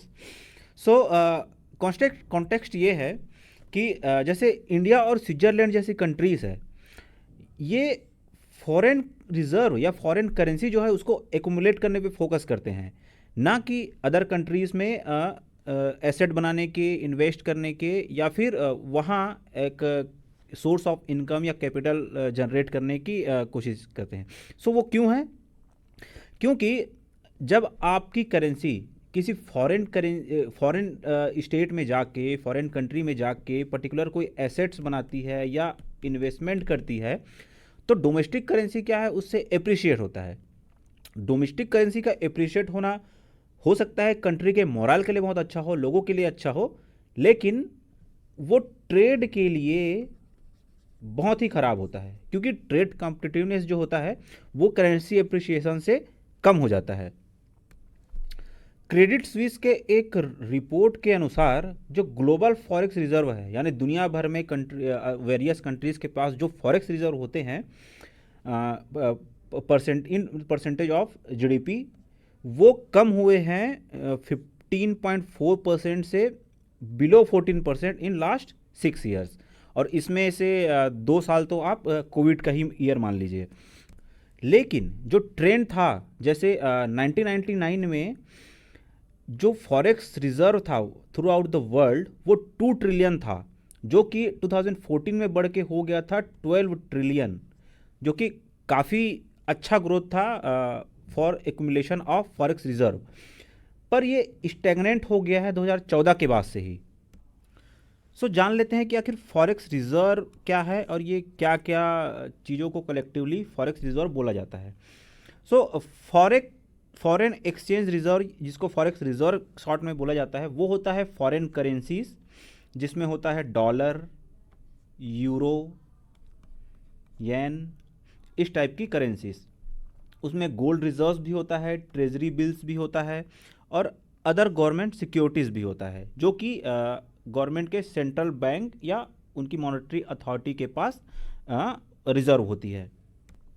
So India की जो फॉरेन रिजर्व है उसको मॉनिटर करती है, उसको कंट्रोल करती है RBI, जो कि RBI act 1934 and foreign exchange management act 1999 के द्वारा सेट किए गए कुछ लीगल प्रोविज़न हैं, उसको फॉलो करते हुए करती है. सो फॉरेक्स रिजर्व जो होता है उसका ज़्यादा या कम होना काफ़ी हद तक मैटर करता है कंट्री के लिए, बिकॉज आपके पास अगर एक पर्टिकुलर कंट्री के पास अगर फॉरेक्स रिजर्व ज़्यादा है तो वो करेंसी के जो एक्सचेंज रेट हैं उसमें स्टेबिलिटी ला सकती है। In case of currency depreciate हो रही है तो फॉरेन रिजर्व है उनकी करेंसीज को आप बेच के डोमेस्टिक करेंसी को सेंट्रल बैंक एक्युमुलेट करती है, जिससे डोमेस्टिक करेंसी एप्रिशिएट होती है। तो इस टाइप के मेजर्स लिए जा सकते हैं अगर फॉरेक्स रिजर्व अच्छा है तो। जो कंपोजिशन अगर देखें कि फॉरेक्स रिजर्व में क्या क्या शामिल रहते हैं इन इंडिया, तो वो देख लेते हैं। तो जैसे फॉरेन करेंसी एसेट्स जो हमने देखे, डॉलर, यूरो, येन, गोल्ड एक्सेट्रा, गोल्ड यहाँ भी है actually, gold. HDR special drawing rights बोलते हैं, जिसको क्रिएट किया गया था IMF के द्वारा 1969 में। अब ये होता क्या है, HDR को पेपर गोल्ड भी बोला जाता है इन कॉमन लैंग्वेज। इसके ऊपर एक क्वेश्चन भी आया था इन अर्लियर प्रीलिम्स, अगर जहाँ तक याद है तो शायद 2020 के प्रीलिम्स में इसके ऊपर एक क्वेश्चन भी आया था। सो ये काफ़ी इंपॉर्टेंट है। ये जो HDR है इसका जो वैल्यू होता है वो 5 जो करेंसीज है, रिकॉग्नाइज्ड करेंसीज जो है 5, उनके जो वैल्यू होती है और कंट्री कितना उसको अपने पास एक्युमुलेट करके रखा है उसके ऊपर डिपेंड करती है, जिसमें US डॉलर, यूरो, चाइनीज़ की रेनमिनबी, जापानीज येन और ब्रिटिश पाउंड स्टर्लिंग शामिल है। नेक्स्ट रिजर्व विथ IMF, जिसको रिजर्व ट्रांसपोजिशन भी बोलते हैं। एक्चुअली ये IMF की जो होल्डिंग है उस कंट्री की करेंसी की और कंट्री का जो डेजिग्नेटेड कोटा है। IMF में एक्चुअली एक कोटा होता है, कंट्री वाइज कितना परसेंट उनका शेयर होगा या कितना परसेंट उनकी सेइंग है, ये उनके द्वारा सबमिट की गई, जमा की गई करेंसी डिपॉजिट या बीच में जिस टाइप के फंडिंग्स होते हैं उसके ऊपर डिपेंड करती है। ये एक तरह का टूल होता है IMF में अपनी प्रेजेंस साबित करने का, जिसे कंट्री फॉर्मल क्रेडिट सिस्टम में भी शामिल कर सकती है और IMF से इसके लिए इंटरेस्ट चार्ज कर सकती है। कुछ फैक्टर्स हैं जो इंडिया के फॉरेक्स रिजर्व को अफेक्ट करते हैं। जैसे जब FPI इनफ्लो बढ़ता है, यानी कि जो पोर्टफोलियो इन्वेस्टर्स हैं उनका अगर ध्यान जब इंडियन मार्केट पे होता है और वो इन्वेस्ट करना शुरू करते हैं तो फॉरेक्स रिजर्व बढ़ता है। बिकॉज फॉरेन इन्वेस्टर्स अगर इन्वेस्ट कर रहे हैं तो अपनी करेंसी में करेंगे फॉरेन के, या फिर अगर वो रिकॉग्नाइज नहीं है तो डॉलर में कन्वर्ट करके करेंगे, जिससे कि फॉरेक्स रिजर्व बढ़ता है। क्रूड ऑयल प्राइसेस जैसे डिप होता है तो इंडियन करेंसी जो है वो थोड़ी कॉम्पिटिटिव होती है। अब बिकॉज क्योंकि हम crude oil solely and wholly import करते हैं तो वो करेंसी को काफ़ी हद तक अफेक्ट करती है। जैसे ही क्रूड ऑयल की प्राइस कम होती है तो इंडियन करेंसी स्ट्रांग होती है और हमें कम डॉलर्स खर्च करने पड़ते हैं ऑयल खरीदने के लिए, जिसकी वजह से फॉरेक्स रिजर्व बना रहता है। इंपोर्ट सेविंग्स, जब जैसे ही इंपोर्ट में रिडक्शन होगा, अब अगर क्रूड ऑयल की प्राइस कम हो गई तो इंपोर्ट उतना ही है लेकिन हमें कम पैसे देने पड़ रहे हैं। ऑलरेडी इंपोर्ट की जो वॉल्यूम और प्राइसेस हैं वो कम हो रही है, जिससे फॉरेन एक्सचेंज रिजर्व है वो स्ट्रांग बना हुआ है। FDI inflows same as FPI inflows, अगर FDI इनफ्लो बढ़ता है तो वो उससे फॉरेक्स रिजर्व भी बढ़ता है। गोल्ड इंपोर्ट में कमी होती है तो जी हाँ, इंडिया काफ़ी हद तक गोल्ड इंपोर्ट करता है,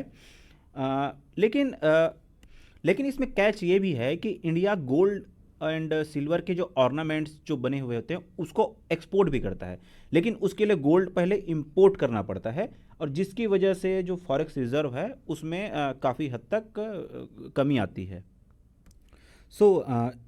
जो रिपोर्ट स्विस रिपोर्ट थी जो कह रही थी कि 15.4% से ये अब आंकड़ा जो है वो 14% से भी कम हो चुका है। ग्लोबल जो फॉरेक्स रिजर्व की जो है वो क्यों हुआ है, तो उसके पीछे रीज़न ये है कि कुछ कंट्रीज़ हैं जिनमें चाइना मेजर कंट्रीज़ है, वो क्या कर रहे हैं, वो फोकस कर रहे हैं एब्रॉड में एसेट एक्युमुलेट करने की। यानी किसी भी फॉरेन कंट्री में जाके आप कंस्ट्रक्शन करा रहे हैं, वहाँ के एसेट्स को खरीद रहे हैं, वहाँ किसी चीज़ में इन्वेस्ट कर रहे हैं, सो उससे क्या है, फॉरेक्स रिज़र्व जो है वो कम हो रही उनकी, और ये बूस्ट नहीं हो पा रहा है। सो ये देखा गया है कि चाइना एंड सऊदी अरेबिया में जो रिज़र्व है वो काफ़ी शार्पली फॉल हुआ है, क्योंकि वो इन्वेस्ट कर रहे हैं abroad rather than accumulating forest reserve. अब इसमें कंट्री लाइक इंडिया और स्विट्ज़रलैंड का क्या रोल है? तो जैसे कि स्विट्ज़रलैंड एंड इंडिया ने करेंसी एप्रिसिएशन को प्रिवेंट करने के लिए रिज़र्व को एक्यूमुलेट करने पे फोकस किया है। अब जैसे इंडिया का फॉरेक्स रिज़र्व अगर 8 अप्रैल को देखें तो वो लगभग $604 बिलियन के आसपास थी, और अगर इंडिया और स्विट्ज़रलैंड जैसे कंट्रीज अगर ना हो तो ग्लोबल फॉरेक्स रिज़र्व और भी ज़्यादा एब्सोल्यूट टर्म्स में फॉल होंगी। सो जो रिज़र्व्स हैं, फॉरेन रिज़र्व्स हैं, वो इंडिया और स्विट्ज़रलैंड में आखिर बढ़ क्यों रहे हैं? तो इसमें ऐसा नहीं है कि कंट्रीज़ की ट्रेड है या उनके जो उनके रेमिटेंसेस या फॉरेन करेंसी उनको ज़्यादा ही रिसीव हो रही है, ऐसा बिल्कुल नहीं है। Just to protect local currency ये फोकस कर रहे हैं फॉरेन रिज़र्व को एक्यूमुलेट करने में और उनको बढ़ाने में, क्योंकि अगर डॉलर के मुकाबले स्विस फ्रैंक, स्विट्ज़रलैंड की जो करेंसी है, या रुपी एप्रिशिएट होता है तो वो कहीं ना कहीं करेंसी कंट्री की जो एक्सपोर्ट कैपेबिलिटीज़ है उसको अफेक्ट करते हैं और एक्सपोर्ट इनकम्पिटिटिव हो जाता है। सो प्रीलिम्स पॉइंट ऑफ व्यू से अगर आप यहाँ पे देखें तो आपको यहाँ पता होना चाहिए कि फॉरेक्स रिज़र्व क्या होता है, उसके कॉन्स्टिट्यूएंट कंपोनेंट्स क्या क्या होते हैं। एक आइडिया होना चाहिए कि इंडिया का जो फॉरेक्स रिज़र्व है वो आखिर कितना है, एंड सबसे ज़्यादा फॉरेक्स रिज़र्व किस कंट्री का है, इंडिया का नंबर क्या होता है, ये इस टाइप की चीज़ें आपको पता होनी चाहिए। सो this is it in this news. So the news is regarding integrated command and control centre, जिसे स्मार्ट सिटीज़ नर्व सेंटर भी कहते हैं, इसके बारे में डिस्कस करेंगे। ये इम्पॉर्टेंट है GS2 के पॉइंट ऑफ व्यू से। सब सेक्शंस आएंगे governments, policies and interventions regarding various development issues. Okay, so जो यूनियन हाउसिंग और अर्बन अफेयर्स के जो मिनिस्टर हैं उन्होंने अनाउंस किया है 80 यानी कि 80 integrated command and control command centres के बारे में, जो कि इंटीग्रल कंपोनेंट है स्मार्ट सिटीज़ मिशन का। यहाँ पे एक रफ डायग्राम या रफ पिक्चर देख सकते हैं कि स्मार्ट सिटी का। इसमें आप देख सकते हैं कि कैसे इंडस्ट्रियल या सिटीज़ जहाँ पे डेवलपमेंटल वर्क्स होते हैं वो कैसे अलग है, डोमेस्टिक या लो लेवल के अर्बन एरियाज हैं वो कैसे हैं, with proper forestry and greenery, proper categorisation and organisation of everything, जैसे कि आप यहाँ पे देख सकते हैं पोर्ट इंफ्रास्ट्रक्चर भी है। सो इस तरह का एक आइडिया है स्मार्ट सिटीज़ मिशन के अंदर। सो देख लेते हैं स्मार्ट सिटीज़ मिशन होता क्या है। सो इसमें गवर्नमेंट ने फोकस किया है 100 स्मार्ट सिटीज़ को डेवलप करने पे, जो कि सेल्फ सस्टेन्ड बनाए जाएंगे with urban settlements and all other commitments. This mission was launched on 25 June 2015। Aim क्या था? Transforming the process of urban development in country. Generally जब एक पर्टिकुलर सिटी डेवलप होती जाती है तो वो इतने ज़्यादा फुटप्रिंट्स उसमें पड़ते हैं कि प्रॉपर एक्सेसिबल नहीं हो पाता है हर एक पर्टिकुलर जगह। छोटी छोटी गलियाँ, झुग्गी झोपड़ियाँ जैसे कई अदर और सेटलमेंट्स एंड डेवलपमेंट्स हो जाते हैं जो कि इन फ्यूचर काफ़ी प्रॉब्लम कॉज करते हैं। सो स्मार्ट सिटीज़ मिशन जो है इन सब चीज़ों को अवॉइड करने के लिए प्रॉपर प्लानिंग के साथ इन चीज़ों को इस्टेब्लिश करने की कोशिश कर रही है। सो इसका अप्रोच है एरिया बेस्ड डेवलपमेंट, जिसमें सिटी इम्प्रूवमेंट, जिसे रेट्रोफिटिंग पे कहेंगे, सिटी की रीडेवलपमेंट होगी, जैसे वो प्रॉपर जो एक्सेसिबल नहीं होता है किस पर्टिकुलर प्लेस को तो उसको भी रीडेवलप किया जाएगा। सिटी एक्सटेंशन यानी कि ग्रीन फील्ड डेवलपमेंट, ये जहाँ पे जैसे दिख रही है, इन सब चीज़ों की, और एक पैन सिटी इनिशिएटिव जिसमें स्मार्ट सॉल्यूशंस प्रोवाइड किए जाएंगे पर्टिकुलर एस्पेक्ट जहाँ भी उसकी ज़रूरत पड़ती है। सो ये जो पर्टिकुलर जो मिशन है, इसके फोकस एरियाज हैं कुछ, जिसमें से कंस्ट्रक्शन ऑफ वॉकवेज, लोगों के चलने की जगह प्रॉपर होनी चाहिए, पेडेस्ट्रियन क्रॉसिंग भी होनी चाहिए हर एक स्ट्रीट पे, साइकिलिंग ट्रैक का भी एक प्रावधान है इसमें, एफिशिएंट वेस्ट मैनेजमेंट सिस्टम जो कि बहुत ज़्यादा इम्पॉर्टेंट है किसी भी बड़ी सिटी के लिए अगर हम बात करें तो, और integrated traffic management and assessment system जो कि होने ही चाहिए for the security of its citizens. ये जो स्कीम है वो कुछ इंडाइसेस पे भी एक्सेस करती है, जैसे ईज़ ऑफ लिविंग इंडेक्स को भी देखती है, उसके असेसमेंट भी करती है, म्यूनिसिपल परफॉर्मेंस इंडेक्स क्या है कैसा है ये भी इनके ध्यान में रहेगा, सिटी जीडीपी का फ्रेमवर्क जो है, क्लाइमेट स्मार्ट सिटी असेसमेंट जैसे जो कुछ फ्रेमवर्क्स हैं ये सारे भी ये कंसिडर करेंगे। सो ये ICCC integrated command and control centre आखिर ये क्या है, तो जैसे कि हमने देख लिया कि स्मार्ट सिटीज़ मिशन में इसे इंक्लूड किया गया है as a vital step.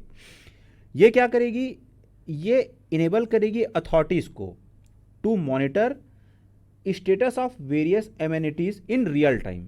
Generally developmental process जो होता है वो डे टू डे बेसिस पे कभी अपडेट होता नहीं है। सो इन सब चीज़ों को प्रॉपर मॉनिटरिंग करने के लिए ये पर्टिकुलर इनिशिएटिव लिया गया है।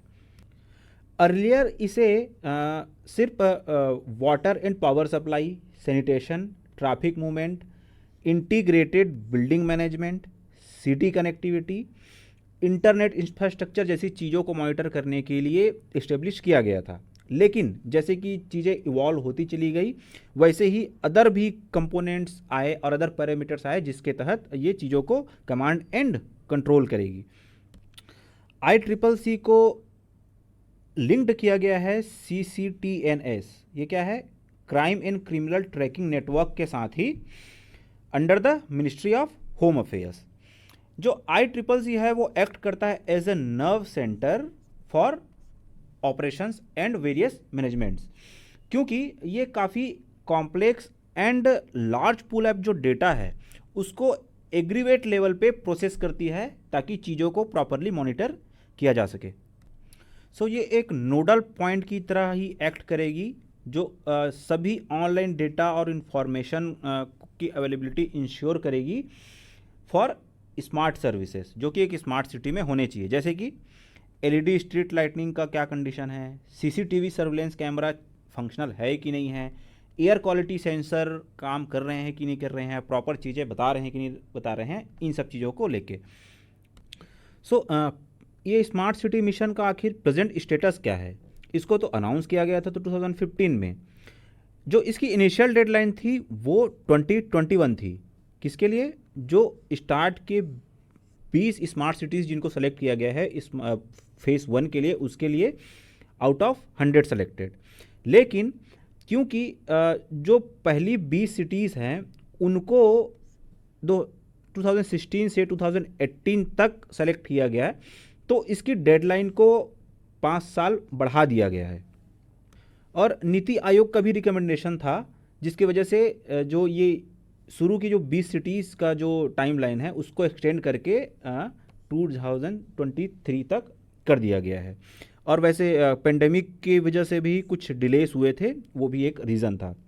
सो मिनिस्ट्री के जो डेटा है उसमें कुछ चीज़ें सामने आई हैं, जैसे अब तक 140 PPP जो पार्टनरशिप्स हैं वो सिक्योर कर चुकी है गवर्नमेंट इसके अंदर, 340 स्मार्ट रोड जो है वो अचीव कर चुकी है, 78 वाइब्रेंट पब्लिक प्लेसेस बना चुकी है, 118 स्मार्ट वाटर प्रोजेक्ट पे काम जारी है या कंप्लीट हो चुके हैं, और लगभग 63 सोलर प्रोजेक्ट भी कंप्लीट किए जा चुके हैं। सो जो ministry of housing and urban affairs है, अब उन्होंने फाइनलाइज करना शुरू कर दिया है कि जो ICCC है उसको proper as a authority establish कर सके जो रिकमेंडेशंस दें regarding service to the states and smaller cities.